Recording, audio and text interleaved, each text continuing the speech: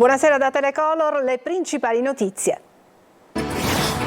Amministrative, 128 i comuni siciliani in cui si vota, 4 i capoluoghi di provincia, domani urne aperte a partire dalle 7. Schianto fatale a Favara per un tredicenne, lo scooter sul quale viaggiava come passeggero finisce contro un muro, nulla da fare per il ragazzino, paese in lutto, indaga la procura di Agrigento. Poveri in aumento a Catania. Il report annuale della Caritas registra un'impennata di richieste d'aiuto, disoccupazione e carovita le cause principali. Ponte sullo Stretto, a Messina tecnici ed esperti a confronto su progetti e tempi di realizzazione. Dipendenze dal web e dai social in crescita tra i giovanissimi. Gli psicologi lanciano un appello per limitare l'utilizzo di cellulari e computer.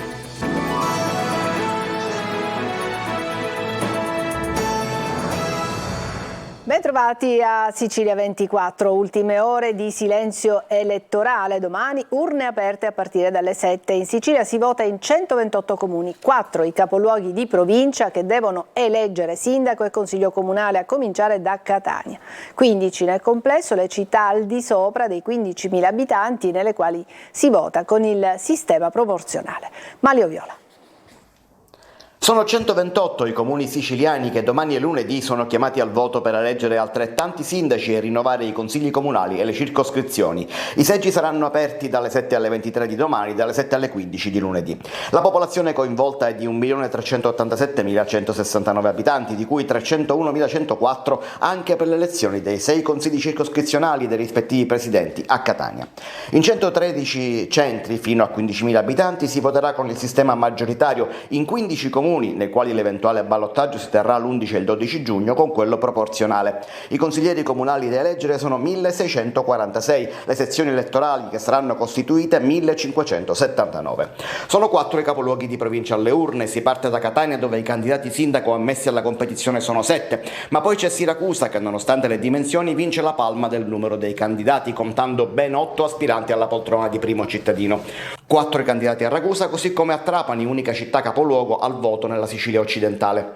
Oltre ai capiluoghi sono 11 dunque i grossi centri alle urne, si tratta di Licata, Aci Sant'Antonio, Aci Reale, Belpasso, Biancavilla, Gravina di Catania, Mascalucia, Piazza Ermelina, Comiso, Modica, Carlentini. 5 i comuni attualmente commissariati: Catania, Aidone, Trabia, Modica e Priolo. Al voto anche Barrafranca nell'Ennese, che nell'aprile del 2021 è stato sciolto per mafia. Per essere eletto al primo turno in Sicilia, a differenza del resto del paese, l'aspirante sindaco dovrà superare il 40% dei consensi. La tornata elettorale si tiene contemporaneamente alle amministrative nell'altra regione a statuto speciale, la Sardegna, e ai ballottaggi in 41 comuni nel resto del paese, dove si è votato il primo turno 2 settimane fa. La macchina elettorale da giorni al lavoro in tutti i comuni chiamati alle urne, ma vediamo come si vota nel servizio Itonia De Mano. Urne aperte alle 7 di domani, ma qualche ora prima saranno costituiti i seggi dove continuano a mancare presidenti e segretari, tanto che il comune di Catania ha già precettato una trentina di dipendenti municipali che saranno impegnati per la tornata elettorale. La legge elettorale delle elezioni amministrative in Italia è di tipo maggioritario per quanto riguarda l'elezione del sindaco, con la ripartizione dei consiglieri che avviene in maniera proporzionale. Essendo Catania un comune con più di 15.000 abitanti, se nessun candidato al primo turno dovesse ottenere il 40% dei voti, allora si procederà al ballottaggio tra i due più votati: scheda azzurra per sindaco e consiglio comunale, rosa per il rinnovo delle circoscrizioni. L'elettore, sia per il consiglio comunale che per quello circoscrizionale, può esprimere una o due preferenze nella stessa lista, ma di genere diverso, una femminile ed una maschile. Il voto espresso per una lista si estende anche al candidato sindaco ad esso collegato e non viceversa, il cosiddetto effetto trascinamento. Previsto anche il voto disgiunto, che rende libero l'elettore di votare separatamente per un candidato sindaco e per una lista a questo non collegata. Sono ore frenetiche al centro di coordinamento elettorale allestito a Palazzo degli Elefanti, dove si registra un via vai di rinunce di presidenti di seggi e segretari.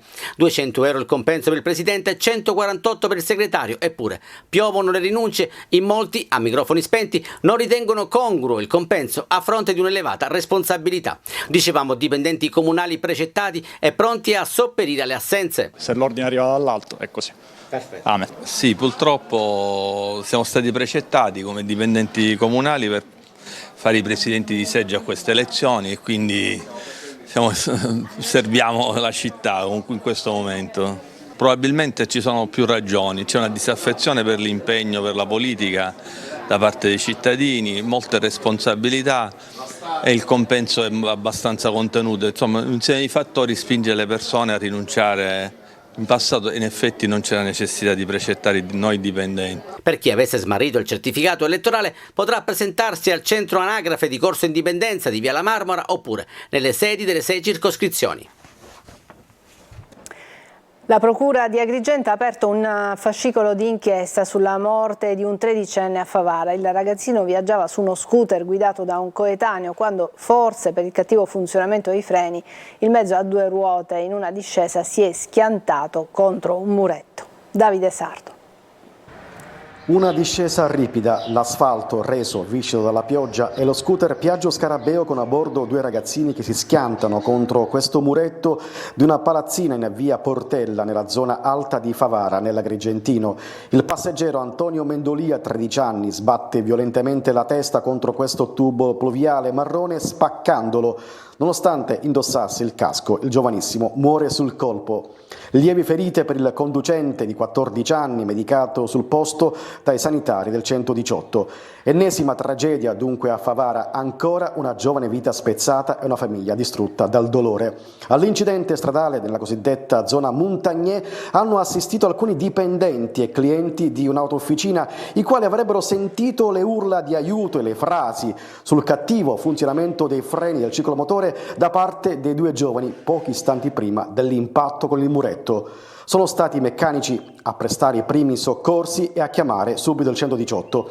Sul posto anche un'infermiera che vive nella zona che ha tentato di rianimare il giovane, ma è stato tutto inutile. Il 13enne era già morto. Poi l'arrivo delle ambulanze, dei vigili urbani e dei carabinieri per i rilievi di rito. La Procura di Agrigento ha aperto un fascicolo d'inchiesta per accertare l'esatta dinamica del drammatico incidente. Il sindaco di Favara, Antonio Palumbo, che si è recato sul luogo della tragedia, ha proclamato il lutto cittadino per il giorno dei funerali. Intanto l'intera comunità di Favara è sotto shock per i continui tragici avvenimenti sconvolgenti. Appena 2 mesi fa la morte improvvisa di Davide Licata, anche lui 13 anni, morto in una palestra al termine di un allenamento di basket. Poco più di una settimana fa invece un altro 13enne, Gabriele Terranova, è stato investito da un'auto in corsa in via Ruggero. La prognosi ancora oggi è riservata. Il cadavere di un cittadino romeno di 44 anni morto per cause naturali è stato trovato nel cortile dell'ex scuola elementare Bosco a Marsala. L'edificio è stato più volte segnalato dai cittadini della zona come rifugio per senza tetto e tossicodipendenti. A stabilire le cause del decesso è stato il medico legale incaricato alla Procura di Marsala di svolgere gli accertamenti. La salma è stata trasferita nella camera mortuaria del cimitero. Un uomo di 49 anni, Alessandro Santo Galeano, noto alle forze dell'ordine, è stato arrestato dai carabinieri di Mister Bianco con l'accusa di rapina aggravata. Secondo quanto ricostruito dalla Procura, dopo aver fatto il suo ingresso all'interno di un bar annesso ad un impianto di distribuzione carburanti lungo la stradale Cravone, l'uomo ha minacciato con una pistola semiautomatica le commesse dell'esercizio commerciale per impadronirsi dell'incasso. Le 2 ragazze, in preda al terrore, hanno consegnato 1.500 euro ed alcune stecche di sigarette in esposizione per la vendita. L'episodio è stato immortalato dalle telecamere dei sistemi di videosorveglianza che hanno consentito agli investigatori di risalire al rapinatore solitario. L'uomo è stato trasferito nel carcere catanese di Piazza Lanza. E i carabinieri di Caltagirone hanno denunciato 6 persone per rissa aggravata e violenza o minaccia pubblico ufficiale, procedendo alla sospensione per 7 giorni della licenza di un'attività commerciale ritenuta pericolosa per la sicurezza pubblica, non solo perché teatro dello scontro violento, ma anche perché abituale ritrovo di soggetti pregiudicati. I fatti si sono verificati durante le festività dei santi patroni di Gran Michele. E andiamo adesso a Catania. Aumentano i poveri, oltre la metà sono maschi e italiani, vite distrutte dalla disoccupazione e dall'aumento dei prezzi. Il report della Caritas registra un'impennata di richieste d'aiuto. Sentiamo l'appello di Don Galvano a chi amministrerà la città, dice investite nella formazione. Lorena Dolci. In maggioranza è uomo italiano di età compresa tra i 34 e i 54 anni e con problemi abitativi. È questo il profilo tipo dell'utente che si rivolge alla Caritas di Catania per chiedere aiuto. Il report dell'Osservatorio delle Povertà registra un'impennata di richieste, 10.000 in più dello scorso anno, per un totale di oltre 300.000 interventi. Sono persone vulnerabili che passano quotidianamente dall'help center della stazione centrale per consumare un pasto, cambiare gli abiti, ma anche fare una doccia calda. Registriamo un aumento molto forte della nuova povertà. I 10.000 interventi circa del 2022 stanno testimoniando un bisogno di povertà invisibile soprattutto, perché è vero che cerchiamo di intercettare le povertà con attività di base, ma è soprattutto la povertà interiore, la criminalità che entra in queste famiglie. Alla mensa dell'Help Center lavorano ogni giorno, festivi inclusi, oltre 300 volontari che preparano e distribuiscono pasti caldi. Cresciuti anche gli aiuti del centro di ascolto, passati da 2.465 a quasi 4.000. Dall'igiene della persona, supporti economici, dalla distribuzione di vestari e coperte all'orientamento presso le strutture di accoglienza. Gli altri servizi comprendono il microcredito, la consulenza legale, la rete di accoglienza sanitaria, il gruppo appartamento, ma ci sono anche forme di supporto più complesse, come l'accoglienza per le donne vittime di violenza con minori. Un'azione quotidiana che i volontari e gli operatori compiono nel solco tracciato dall'arcivescovo di Catania, Luigi Renna, che al prossimo sindaco chiede di mettere in atto politiche per sconfiggere le povertà del nostro territorio, che hanno, dice, varie sfaccettature. Uno degli aspetti lo chiarisce il direttore della Caritas, che lancia un appello a chi sarà chiamato ad amministrare la città. Investite di più sulla formazione e per il lavoro, per dare dignità soprattutto ai giovani, a ogni uomo e ogni donna che vive in questo mondo e soprattutto nella nostra città. Investite di più. Facciamo una pausa, ci vediamo qui tra pochissimo.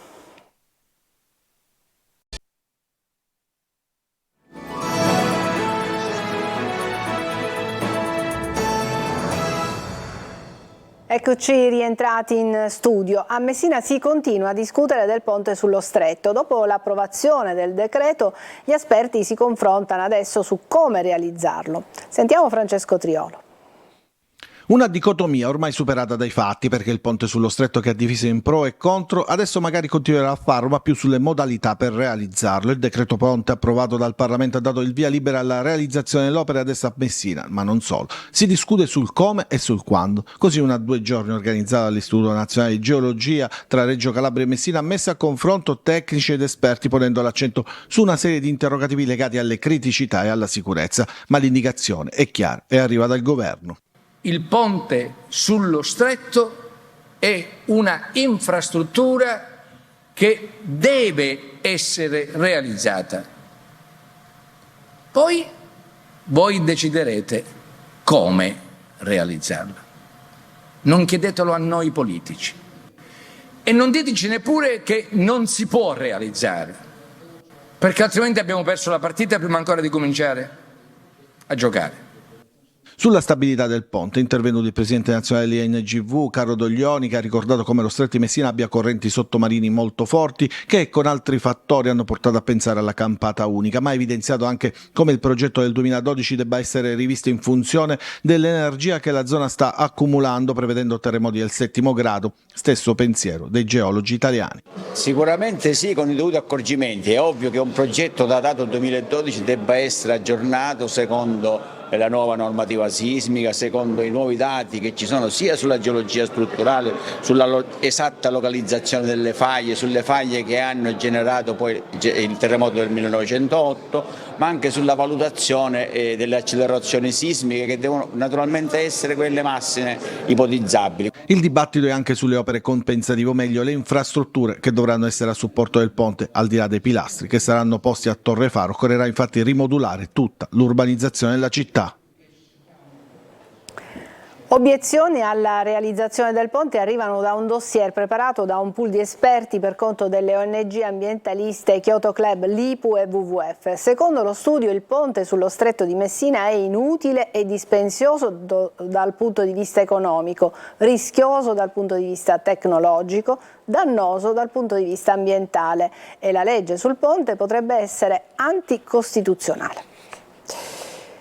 Cresce la dipendenza web e social tra giovani e giovanissimi. A lanciare l'allarme sono gli psicologi e gli psichiatri che invitano i genitori e insegnanti a cogliere eventuali segnali di disagio e a limitare l'uso di cellulari e computer. Emanuela Corsi.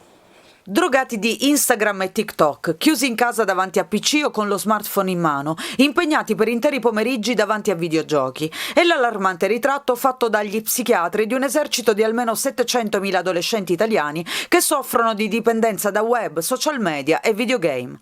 In base a uno studio promosso dal Dipartimento per le politiche antidroga e dal Centro Nazionale Dipendenze dell'Istituto Superiore di Sanità, sarebbero circa 100.000 gli adolescenti che fanno un uso compulsivo dei social, quasi altrettanti si chiudono per mesi in camera passando ore sul web, dando vita al fenomeno descritto dal termine giapponese hikikomori, mentre altri 500.000 sono a rischio di dipendenza da videogiochi, un problema che sarebbe cresciuto drasticamente durante la pandemia. I ragazzi, passando molte ore a giocare con i videogiochi o comunque attraverso la tecnologia, gli smartphone, il computer, fondamentalmente perdono un po' il contatto con la realtà e la competenza del sociale, quindi tendono a sostituire le relazioni vere e reali con delle relazioni fondamentalmente virtuali. Questa esposizione eccessiva ai dispositivi nei giovanissimi causa gravi problemi, tra i quali l'aumento dei disturbi del sonno per 1 su 3. Oppure anche di sovrappeso, proprio perché la loro vita diventa molto sedentaria, non scende il più delle volte anche il rendimento scolastico perché i ragazzi appunto dedicano poche ore allo studio. L'appello dei medici ai genitori e agli insegnanti è quindi quello di osservare i ragazzi a casa e in classe per cogliere eventuali segnali di disagio. Cioè, se un ragazzo amante dello sport, del calcio, della pallavolo e comincia a non andare agli allenamenti, quando il ragazzo comincia ad avere problemi ad alzarsi la mattina perché ha passato buona parte della nottata giocando ai videogiochi, quando comincia ad allentare le sue reti di relazioni sociali normali, lì bisognerebbe che cominciasse a scattare un campanellino d'allarme. Secondo gli psicologi, quello che può fare un genitore è stabilire delle regole per limitare il tempo trascorso dai giovani con cellulari e computer. Ancora una breve pausa, ci vediamo tra poco.